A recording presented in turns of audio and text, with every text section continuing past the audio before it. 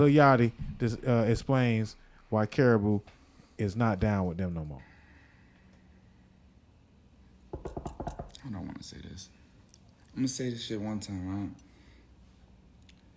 We have split ways with Karrah as far as this concrete shit. I don't have nothing. I have nothing to say, nothing bad to say, nothing negative to say about Karrah. I wish her the best in her career.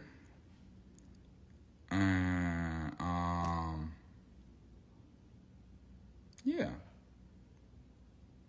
I think he was hitting that. You know? I think he was hitting that.